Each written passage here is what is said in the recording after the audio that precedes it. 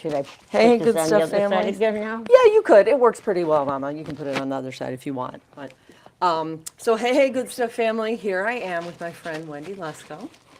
I've been waiting to tell your story about your mama for years, and it hits me when I was thinking earlier this week. I'm thinking Mother's Day's coming up. Who could we do for a non-traditional mama? So everybody, the moment I've been waiting for. Ta-da! Mama Lynn. Hi, Mama. Hi. So you have 4 kids of your own. Yes. Including Wendy.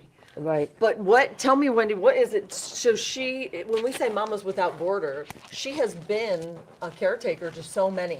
Oh my gosh, just the epitome of what a mother and a person who loves people is.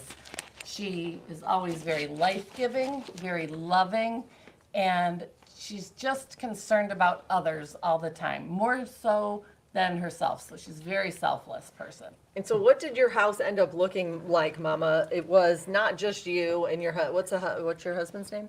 Lloyd. It wasn't just you and Lloyd and the 4 kids. What did your house end up looking like? Well, I tried to keep it looking like a house. I mean, I didn't. But it was always I didn't full, have it, wasn't it? Right, but I didn't have it look like a nursing home or anything. I had pretty Yes. comforters on And the people who were there, though, it looked like more like a community, a family bigger than blood. Oh, correct? yes. Tell me how it ended up that way. What were you doing? Well, at first, our uncle, he wasn't really our uncle, but they had no children. His wife died very suddenly, so we asked him to live with us. And that's how it started. And he lived with us for, I think, about 12 years. And he was the best babysitter ever. And then after him, then we had our grandpa Bill. That wasn't really our grandpa either. They had no children. Always picking up people. Grandpa I don't know Bill where she wasn't gets it. really Yeah. And so you opened your home, and this is what struck me. My mama has dementia in St. Louis right now, and what struck me is that you ended up, a majority of these people you took in, it was kind of like an assisted living for mostly dementia Right. people. You couldn't have planned that. No. So how did it I always happen? wanted more children. And then I said, well, I guess God wanted us to have, older people instead of more children. Yes. And God just kept sending them to us. We never asked, for them, never rejected them, and they all lived with us except for the last one until they died. I mean, the problem with the last one is and I felt so terrible, but he got worse, and my husband started to get really sick, so I couldn't take care of both of them. But go ahead. Go on. But most of them were relatives of my husband or I, or friends, Close relatives, family family. So you ended up having 19 elderly people living in your home. Majority of them had dementia and Alzheimer's. Is that correct? Right. So here, show us some of these pictures. Walk us We through. just totaled it. How many total did Oh, we is it come up more with? than 19? 23? Oh, it's 23. 23 or 24? Yeah. In addition to the 4 kids. In addition to I didn't count us. I didn't count my siblings. Oh no. Right. And is- so you had this whole house full of elderly. We should say elderly. And as I was the oldest, so as I went to college and moved out of the house, just, one other person would come over. And then I got married, and, then she'd have 2 people in the house. One And in, one then my out. brother got, moved out of the house. And then, I think you had like 4 people at one time in the house was the majority. And you never called it assisted living. No. But that's exactly what you were doing. You were assisting people in one of the most vulnerable times of their life, beginning of life and end of life. Right. And But it wasn't as bad as everybody says. It wasn't bad. Really, it was smoother than you would think. Right, right. And sometimes you hear that once they lose some kind of a function, they can't get it back. Yes. But they do. They can if you work really hard. Not with everything, Sure. Because dementia is awful. It's Right. awful, and it progresses. I always thought that my job was to keep their now moments happy. They're Even now Mama. That's my mama. That's her. So, if you're just checking in, Mama Lynn actually, wait, how do you pronounce your last name? Baeslach. Baeslach, and we're going to put it up under here so we can make sure that people know exactly who you are. But I want you guys, if you would walk me through some of these pictures, I think it's better if we see, and if you're just joining us, this is what the whole point is, that this mama did not need, you didn't have to be flesh and blood to live in her home, for her to care for you. You didn't even have to be younger than her no. for her to parent you or, make sure that you, what did you call it, ending with love? What's it called? You said you wanted to make sure you loved to the end? Yes, right. I also said that my job, is that what you meant? Yes. Was to make their now moments happy, even if they don't remember them. There it is. Right. To make their now moments happy. So I'm going to come around here and let me just see some of these. So these are the people who you called family, Right. who weren't Here's by blood. Here's Uncle Johnny. He started it all. And then Aunt Mary and Aunt Noni kind of came in next. And there's Grandma Lil, my grandparents, my grandpa's watched sister. them. They were all there. Aunt Noni, Aunt Jenny was with us. Again, there's my grandpa again. Here's my dad's mom. All three of these, this is Uncle Johnny and then his two friends, Jesse and Frank. They moved in and lived downstairs in the basement in the honeymoon suite, we called it. Oh, it was Yeah. fixed up really nice. And it was really cute. Yeah, I had pretty. it fixed up really nice. Yeah. And this is Pauline. And we got a lot of Mary. And there's Grandpa Bill. He was with us for a while. He was actually passing away of cancer. Grandma, We did Grandma Love. Oh, we yeah. did. But that's the pictures that we have. But she was saying most of the pictures that she has, when somebody passed away, she gave them to the family for their, memorial services, and then they didn't give them back. So Do you It's feel okay. it's like a calling? Would you feel like you had this Oh, calling? yes, I do. Where'd it come from? Tell me, I know your faith is so Well, I'm important to not you. sure where it came from, except from God, but my mom was like that too. She could go into a nursing home and feel at home. I think your microphone fell off. Is it down here? Sorry, I'm just looking. I got you. Go ahead. Okay, cool. So say it again. I thought it sounds to me more like a calling. People adopt kids, but then to bring in older people at the end stages of life. Well, my mother was like that. She could go into a nursing home and she could just wheel people in their wheelchair and talk to everybody. And I think I inherited that from her because I did always feel very natural around older people or around people in nursing homes. I would talk to anybody.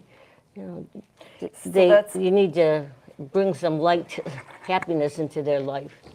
But that's what we're saying right now, that if you're just joining us, that a lot of people end up adopting kids. You adopted people in the end stages of their lives. Yes, it was the end stages. This is your flesh and blood, Wendy, right here. And it's 3 generations now, because now we have Coletta as well, right? So tell me, this is Graham, and this is your aunt.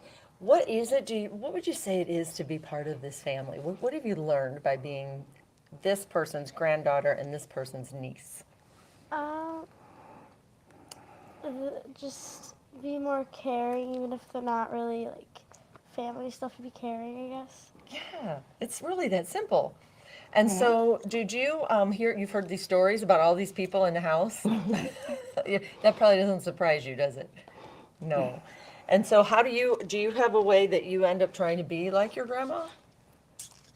I don't really know actually.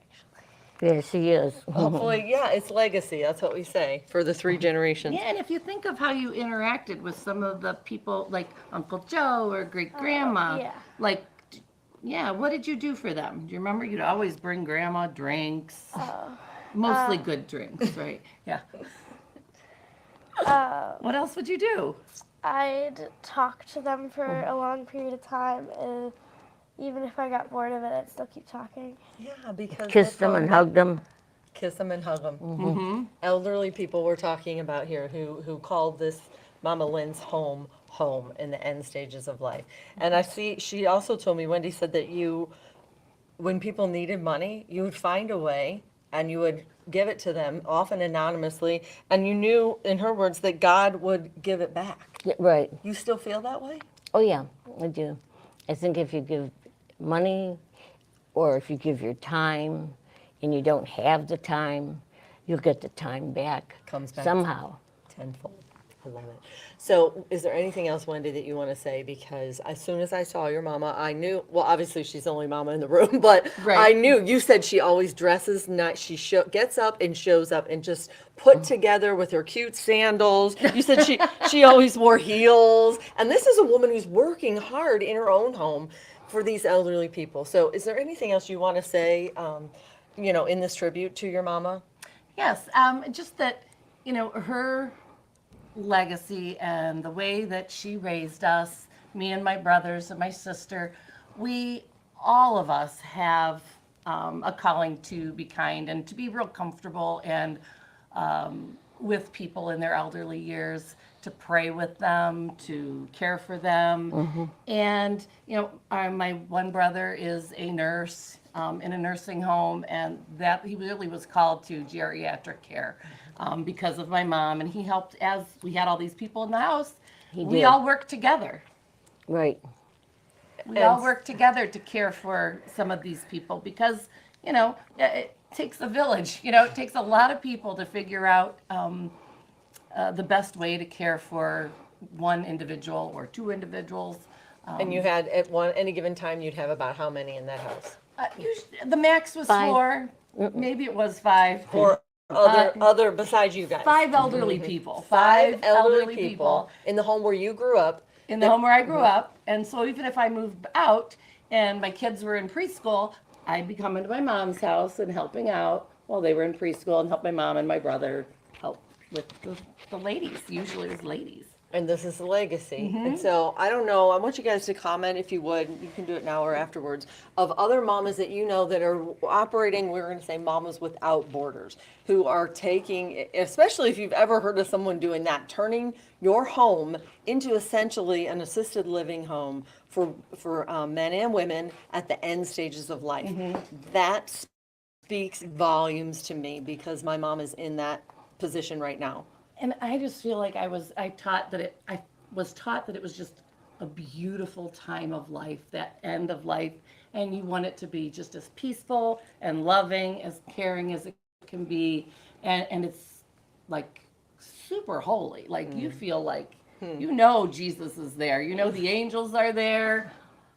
That's the good stuff. And to do it with my mom and to learn from her was beautiful. It was very beautiful.